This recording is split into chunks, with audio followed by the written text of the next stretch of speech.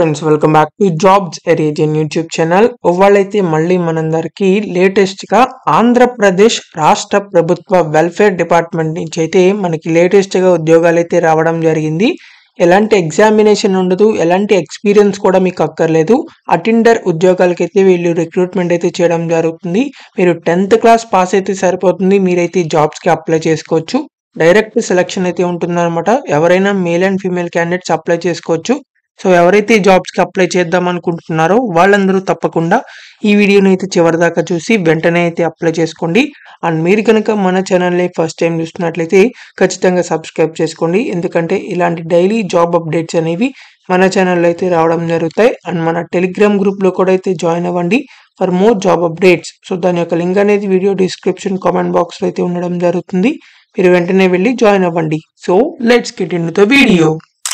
మనందరికీ అయితే government of Andhra Pradesh నుంచి health, medical and family welfare department నుంచి అయితే ఈ లేటెస్ట్ జాబ్ నోటిఫికేషన్ అయితే రావడం జరిగింది. సో వీళ్ళైతే డిఫరెంట్ కేటగిరీస్ ఆఫ్ పోస్ట్కి అయితే వీళ్ళు రిక్రూట్మెంట్ అయితే చేస్తున్నారు. సో ముందుగా మనం ఇప్పుడు ఆ పోస్టులు అయితే చూద్దాం. సో మనకి ఇక్కడ ల్యాబ్ టెక్నీషియన్ అని చెప్పింది, ఫీమేల్ నర్సింగ్ ఆర్డర్లీ అని చెప్పింది, తర్వాత sanitary attender cum watchman jobs కూడా అయితే ఉన్నాయి. మనకి డిఫరెంట్ కేటగిరీస్లో అయితే ఉన్నాయి. ఓసీ వాళ్ళకు ఉన్నాయి, బీసీ కేటగిరీ ఉంది, ఎస్సీ ఎస్టీ కేటగిరీస్కి ఉన్నాయి, పీడబ్ల్యూడీ క్యాండిడేట్స్కి ఉన్నాయి. తర్వాత డిఫరెంట్ కేటగిరీస్, అన్ని కేటగిరీస్కి అయితే మనకి వేకెన్సీస్ అయితే ఉన్నాయి అనమాట, జెంట్స్ అండ్ ఉమెన్స్కి అందరికీ. సో మీరు 10th క్లాస్ పాస్ అయితే సరిపోతుంది, మీరైతే ఈ జాబ్స్కి అప్లై చేసుకోవచ్చు. తర్వాత female nursing orderly F&O job కూడా అయితే మనకి పీడబ్ల్యూడీ క్యాండిడేట్స్కి, ఓసీ క్యాండిడేట్స్కి, బీసీ క్యాండిడేట్స్కి, ఎస్సీ క్యాండిడేట్స్కి, అందరు క్యాండిడేట్స్కి అయితే మనకి ఇక్కడ వేకెన్సీస్ అయితే ఉన్నాయి. సో 10th క్లాస్ దాకా మీరు చదివినట్లయితే మీరైతే అప్లై చేసుకోవచ్చు. కాకపోతే 10th చదివిన వాళ్ళకి ఫస్ట్ ఎయిడ్ సర్టిఫికేట్ అని చెప్పి కూడా అయితే మీకు కావాలన్నమాట.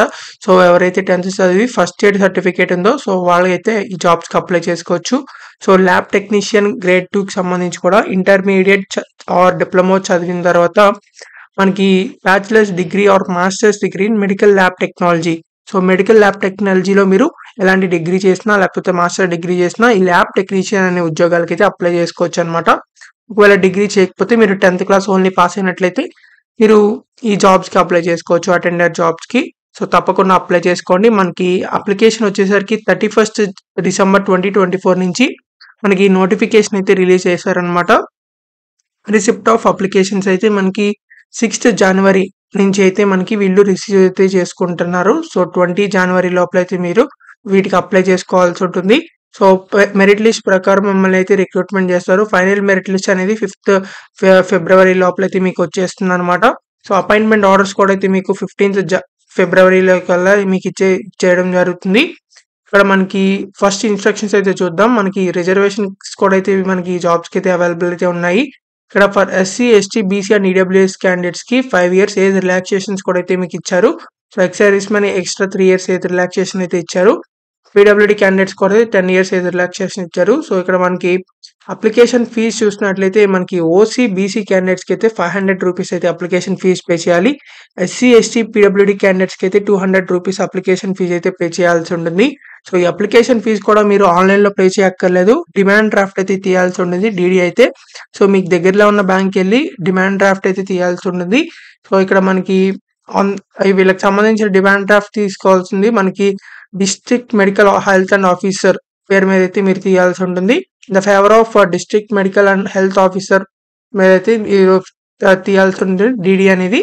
సో ఆ డీడీ తీసిన తర్వాత మీరు అప్లికేషన్ ఫామ్కి అయితే అటాచ్ చేయాల్సి ఉంటుంది.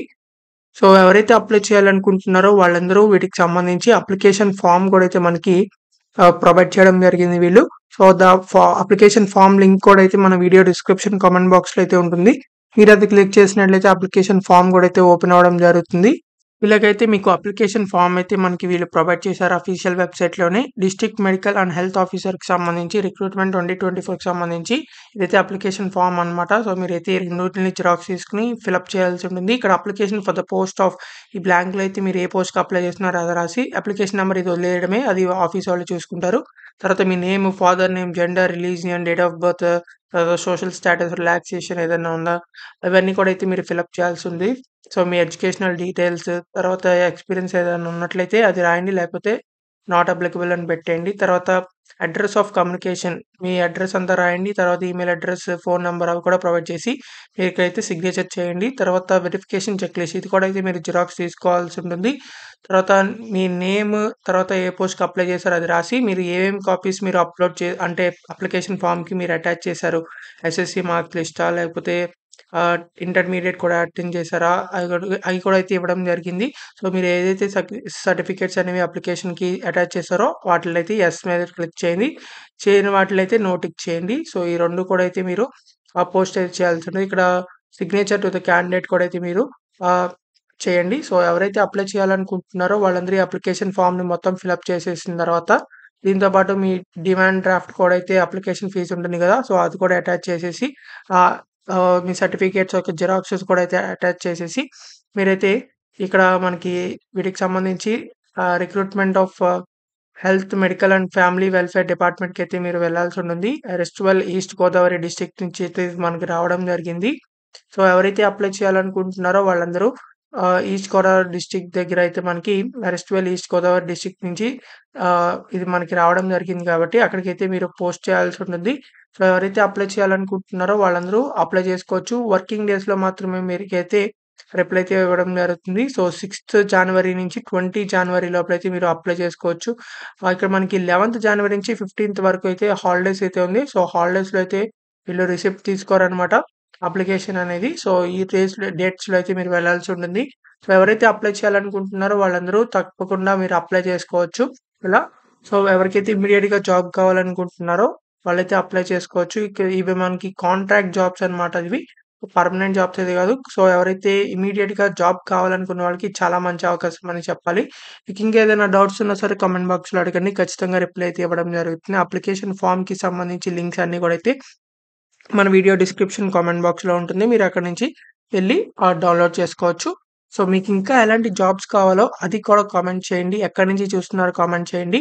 సో, ఆ జాబ్ వీడియోస్ అయితే చేయడం జరుగుతాయి. అండ్ ఈ వీడియోని మాత్రం మీ ఫ్రెండ్స్ అందరి గ్రూప్స్‌కి షేర్ చేయండి. చాలా మందికైతే యూజ్ అవ్వడం జరుగుతుంది. So, thank you for watching this video. Thank you.